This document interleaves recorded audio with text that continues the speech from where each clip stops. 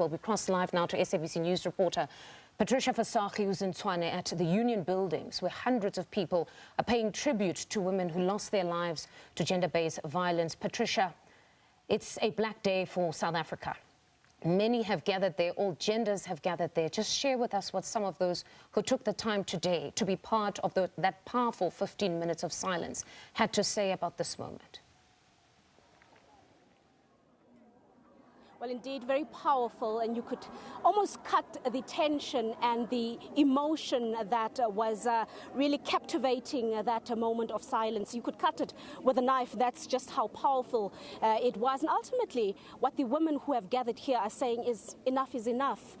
It's over 30 years of South Africa's democracy, and they're feeling that it's unacceptable that you would have a woman or a child's body that is collected somewhere whether it is from their home, a field, a school, a post office, wherever they might be. It should not be happening. And they're saying, ultimately, as the globe gathers in South Africa, as the most powerful leaders of around the world are gathering in South Africa for the G20 talking economy and perhaps all the developmental plans that they have for the future, they need to stop and listen to the cries of the women of South Africa, as there cannot be any development while the women are being slaughtered and they have to watch their children die at the rate that they are dying in South Africa. So that moment of silence was to one ultimately saying that the world is silent while women and children are dying in South Africa, but it is also to say be silent and listen to our cries. But I want them to speak for themselves.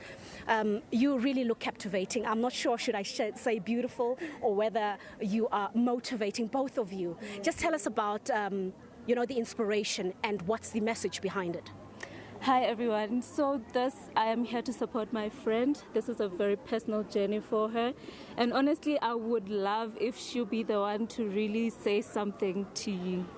Hi, my name is Kayla and I'm a victim of GBV.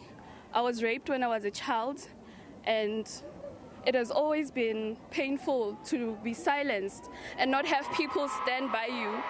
And today I say we cut the silence and we say no to GBV. We will not be silenced, whether you stand by us or not. This has been painful for so many people. People have been killed. We have been raped. I have been raped as a child, and I am tired of the government not taking action. We want your support, and we are tired.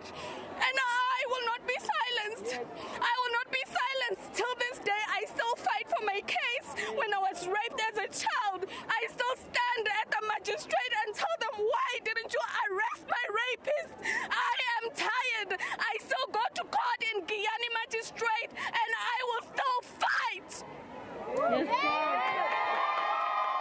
And ultimately, you ask yourself, where is the criminal justice system when we hear these stories? Let me bring in a man.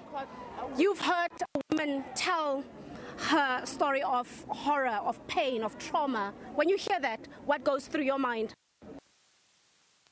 All right, unfortunately, we've lost my colleague there, Patricia Visagie, but what a brave survivor of GBV, who has promised to continue to fight and fight for herself, and has really been the perfect depiction of what most citizens go through, whether supporting a friend who has been a victim or being victims themselves, or even having been loved ones whose lives were shattered, having to bury their loved one.